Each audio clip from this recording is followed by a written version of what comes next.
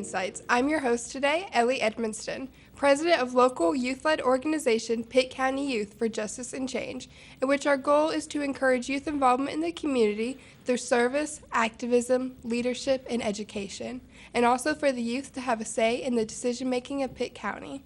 Today I have a guest with me, Ms. Lauren Piner, if you'd like to introduce yourself. I'm Lauren Piner. I am a social studies teacher here in Pitt County at South Central High School. I teach world history as well as an elective on genocide studies. I am the president of Pitt County Association of Educators. I serve on the North Carolina Social Studies Council, as well as the North Carolina Council on the Holocaust, and I'm an advisory member for Red for Ed NC. Awesome. So past couple of weeks, I've been focusing more on the Black Lives Matter movement, and today I wanted to focus on education in North Carolina and also incorporate inequality in education as well, because that's a big part of the movement as well. So my first question to start off our discussion today is, amidst the COVID-19 pandemic, how will schooling as we know it today change, and what will it look like to be a student on campus in the fall? That's a great question. Honestly, we're not sure yet. We do know that the governor is supposed to make an announcement July 1st. Counties and LEAs, local education agencies, are planning for 3 different scenarios. So Plan A looks very similar to how we've all been conditioned to understand education. Plan B is more of a hybrid model. There's some districts that are looking at A days, B days, A weeks, cycling students into the building, and then Plan C is more of a fully online virtual model. There's a lot of decisions that have to be made.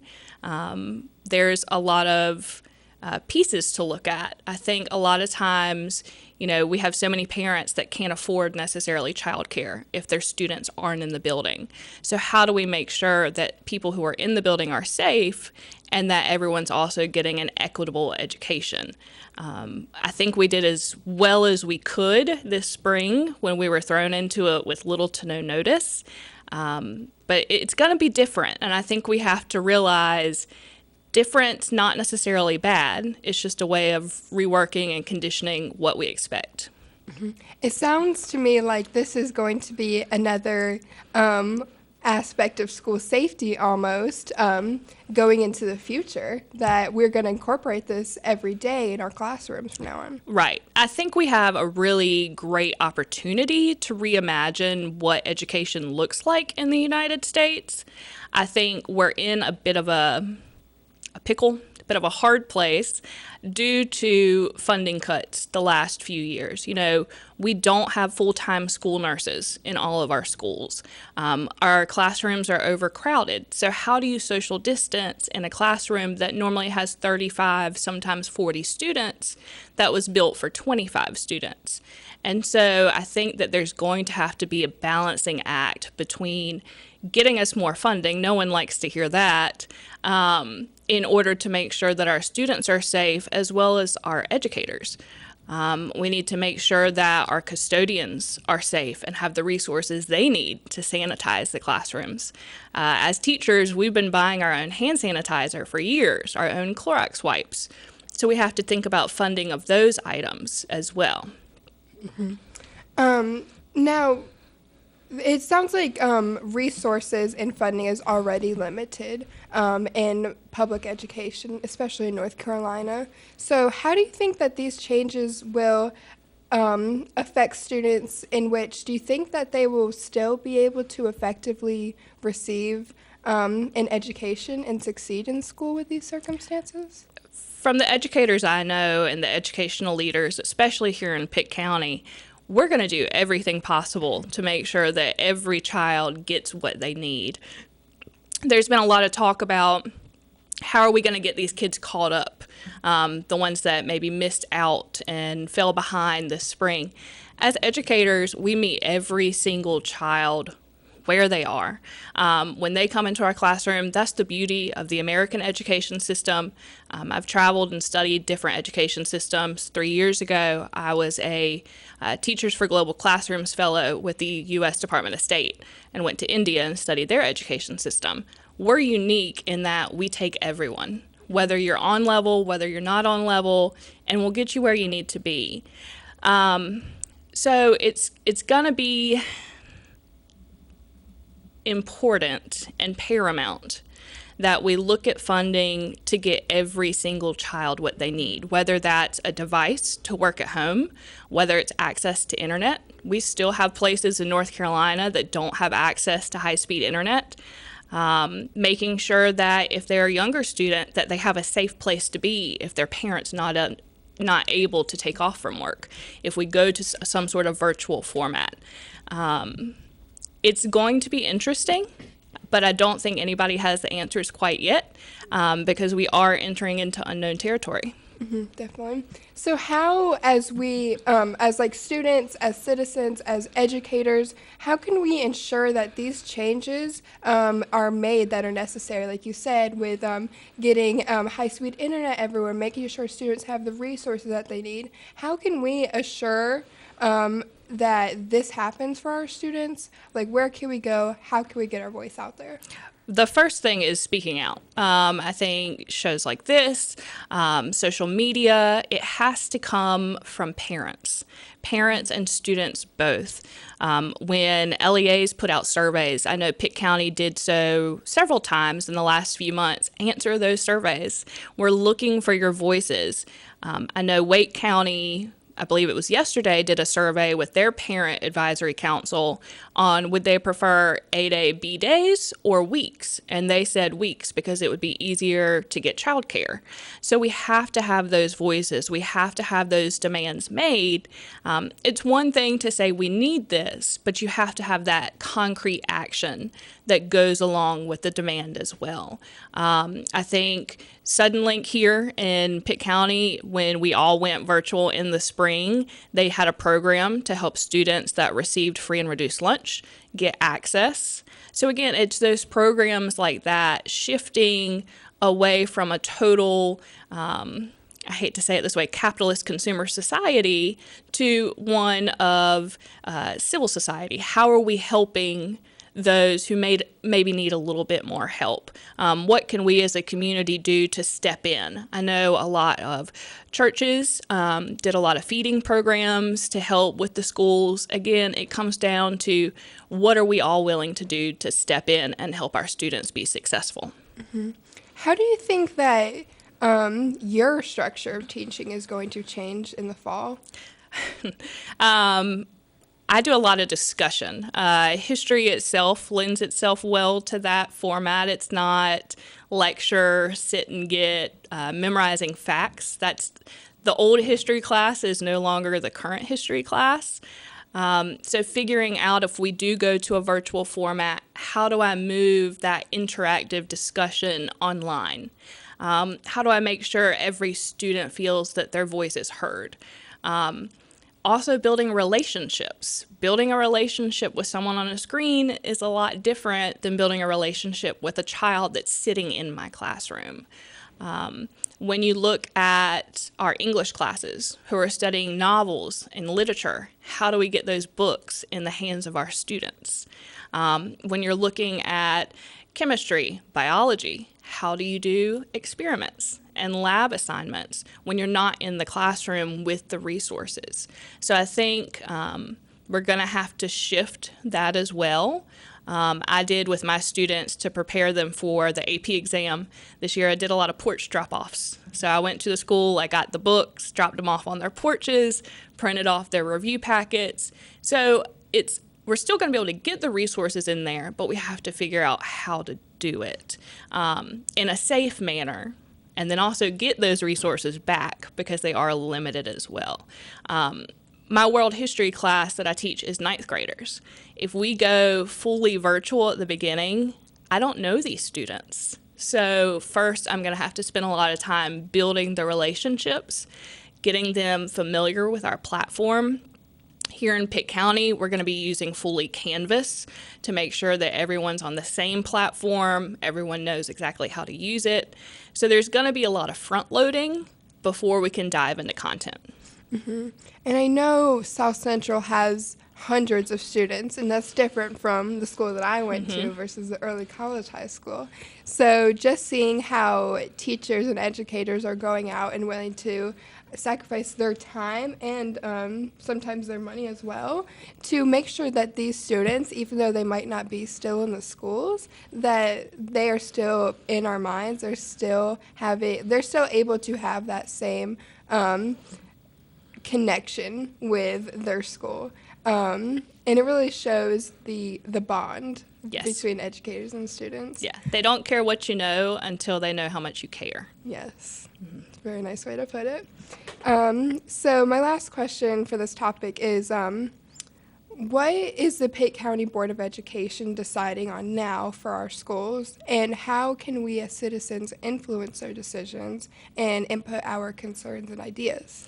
Again, it goes back to using your voice, contacting the Board of Education members. If you have a great idea, if you have a concern, we have a great Board of Education here in Pitt County. We have a great superintendent. We have a great senior staff.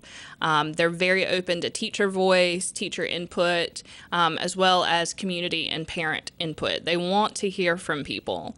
Hopefully, after July 1st, when we get some more recommendations from the governor, we'll have a little bit more concrete idea of what we're looking at. I know right now they are looking at obtaining more technology for our students so that we can get those into the hands of students who may need them. Right now, as I said, they decided to go fully Canvas. That was one concern from parents. Parents said there were just too many platforms, and one class was using Google Classroom, one was using Canvas, one was using another format. So by standardizing that format, hopefully that will help a little bit as well. But again, having these conversations, this is totally new. No one has ever done this before. And so we need all hands on deck and all voices on deck in order to really make it happen and to make it equitable for every child in our school system. Mm-hmm. I know the Board of Education is really receptive in our county. We actually went together a couple of years ago now to talk to them about was safety in school and also the disparity between minority education. And that was a really great time. I know that ECU and Pitt Community College have already gone through some changes. Pitt Community College is going completely virtual next semester. And then ECU, they're requiring you to wear masks on campus. And then certain number of sizes of classes, like large sizes, will be completely virtual now. But they still want to have in-person classes. So I know that Pitt and ECU have been doing specific online courses for years now because of the college. So maybe the public schools that are new to this can look to them for advice, as well as what do the educators do with their online classes? How do we go about that? So that might be an idea just from thinking about it off the top of my head. Yeah, the community partnerships, I think, are going to be really important. I know the Friday Institute out of NC State is doing several webinars on best practices in online education, getting that PD in the hands of our teachers as well. Pitt County is a little bit different because we've had Pitt County Virtual Academy for a few years. So we're a little bit ahead of the curve, but again, getting that knowledge into the hands of all of our teachers, especially those who maybe aren't as proficient in the virtual world. Getting some of our newer teachers to really help those of us who have maybe been in the classroom for a while. We need a bag of new tricks. And going about into the fall and navigating these uncertain times with you, how can we as students help our teachers, educators, and professors help them ease into this time? Tell them what works for you, what doesn't work for you. At the high school level, we really work on getting students to advocate for themselves. Move away from having your parents email the teacher, being receptive to responding to remind messages or emails. But I really think we're going to need to see a lot more student advocacy. I personally know that a lot of students don't feel comfortable showing their face on, say, a Zoom meeting. That goes into an issue of equity as well. Being able to see the background of someone's home can get a little bit iffy and dicey. So again, if a student doesn't feel comfortable, sending a quick message to the educator. Hey, I don't feel comfortable. I'm going to mute myself, but I'm here. I'll respond in the chat box instead of vocally. So again, it goes back to that personalized, getting every student what they need and what they feel comfortable with, but also maybe pushing them out of their comfort zone a little bit to help them grow. Definitely. So I have some statistics I'm going to read. So about 69% of schools offer advanced placement programs, which are AP classes, and about 82% of schools offer dual enrollment programs. Yet only 27% of students taking these classes are Black or Latino. How can we work to fix this disproportionate rate of minority students versus white and affluent students who take and excel in these courses? Right. So the College Board, which runs the AP programs, they've really focused on this issue of equity the last few years. How do we make our AP classrooms more diverse? To me, and I spoke to several AP teachers about this, because there's always the question of, should I push a student into an AP course versus a dual enrollment course? It goes way back beyond just high school. When we look at students that are traditionally placed into honors level classes, which then translate into AP level courses, in, third grade is when we start testing for things like AIG or Stride. In Pitt County, we have the Go Grow program. Getting parents knowledgeable about those programs so that they can push for those students to have those opportunities. If you know about it, you know the testing is coming, or you can push to have your child tested. Also making sure that in middle school, there's a lot of conversations happening in the counselor world, because we know that in 8th grade, students start preparing and scheduling for their classes really even before they've come to open house at the high schools. So making sure that parents are aware of those opportunities, as well as looking at the data for each student. If a student has data that shows they would possibly be successful in an AP class, pulling that student in and saying, you can do this. It might be a little bit difficult at the beginning, but the resources and the skills that you're going to learn are going to be so much more important. Also, I think moving away from this focus on just passing the AP exam. Sure, it's great. You get college credit, can save you money. I myself benefited from that when I went to ECU. But the skills that are learned in AP classes can carry on whether or not that student passes. So I think it has to be a wraparound, holistic model starting in elementary school. That's how we're going to get these students into these courses. Also, some of our smaller schools simply don't have the staff to offer those extra electives. If you have a very small school, you might only have the staff to teach required classes. So how do we make sure that staff allotments and course offerings are equitable across regions? Definitely. And that goes into my next question. I remember when I was in high school preparing for the big ACT and SAT, and I was looking for resources to help me get a higher score on these because I wanted to get into a better school. But outside resources costed around $2,000. Yeah. It was something that I couldn't afford. So how do we make, as a community, how do we make these resources available to middle class or low income households that may not be able to afford that high amount? Personally, I think here in Pitt County, we've done a really good job trying to meet that need. A lot of our schools have, we used to have the old elective SAT prep. Now it would be ACT prep because everyone takes the ACT, but they've started offering after school prep programs where transportation is provided. We know that's one of the huge barriers to getting students to stay after school, whether it's for tutoring, makeup work, or for extra opportunities like this. So providing transportation, providing the staff who is certified and knowledgeable enough to guide these students through the process. Here in Pitt County, because we are extremely lucky to have a grant program, the R3 program, we have some facilitating teachers who their sole focus is on SAT or ACT skills. I know we have actually 2 of them at South Central who are working with other teachers to make sure that students have the literacy skills, they have the problem-solving skills in order to be successful. A lot of schools have also gone to more of a flex schedule. At Rose, it's Smart Block. At South Central, we call it SOAR, where we can take students, put them into small groups, and really target the skills that are needed. So rather than worrying about students doing that on their own time, we bring it into the daily part of school and just make it another part of the school culture. Mm-hmm.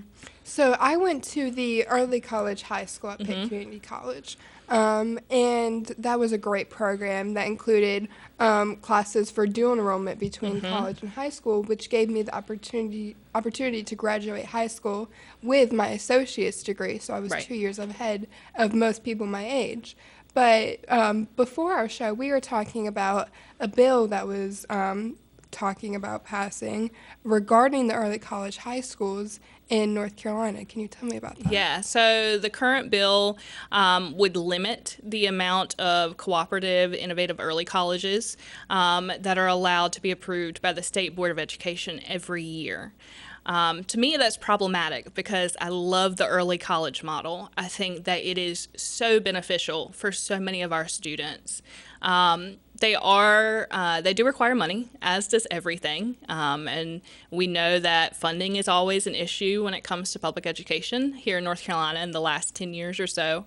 But to me, I see an easy fix for it. Take money from Opportunity, the school vouchers program, charter schools. Neither of those schools have to play by the same rules as our public schools. And so if we bring that funding back, we can make the public schools, bring more programs, provide opportunities like the early college. The early college model, I love it because it provides transportation if needed. It allows students to get more of a personalized model because you have some choice in some of the courses that you take at Pitt Community or at ECU. We have our newest one at ECU. To me, people talk about having choice in education. This is your choice, especially for that high school model. And it provides so many benefits to so many of our students. So I hope that it will not pass because I think if we're talking about opening up different types of schools, our early colleges is one of the best things that we can possibly do. Definitely. So I know you've been a huge member of our community and as an educator speaking on behalf of other educators in the state for a long time now. So as that person, what do you want education to look like? I want education to look like a model where every student has the same access to high quality education, that we have resources with students with disabilities, that we're still meeting them exactly where they need us to meet them, we're helping them grow, that we have the best and the brightest in our classrooms, that we're fully funded with everything that we need, that we have resources like school psychologists, guidance counselors, school nurses, social workers. We need all of those people in our school in order to make sure every single child is meeting their potential and can be a productive citizen once they graduate and can continue on to a community college, join the workforce, or go on to a four-year university. And right now, I feel like we have this great opportunity to redefine education. And so how we do it, what it's going to look like, no one knows, but we need to take this opportunity and run with it. I definitely agree. I think the COVID pandemic it's a pandemic, so it's bad. but it has given us so many opportunities to reintroduce things, revive things, and recreate things. Right. And it's just an amazing opportunity that we need to take a hold of as citizens, as a community, and as leaders. Right. Definitely. So thank you, everyone, for tuning in today. Be sure to check out Pitt County Youth for Justice and Change website, which is pcyfjc.com, and also our Instagram, Pitt County Youth for Justice and Change, is pcyfjc, and then our Facebook, Pitt County Youth for Justice and Change. Lauren, if any of our viewers have any questions or concerns, how could they, in the best way, get in touch with you or anyone else that could answer their questions or their concerns? So we have a Facebook page, Pitt County Association of Educators. Send me messages on there.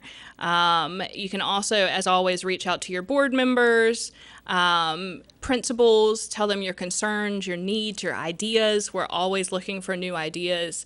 The more ideas and brains we can have at the table, I think we'll be able to come up with some really great opportunities and answers for our students. Awesome. That's really awesome. Thank you so much for being here with me Ellie. today. I really enjoyed this. Thank you. Thanks.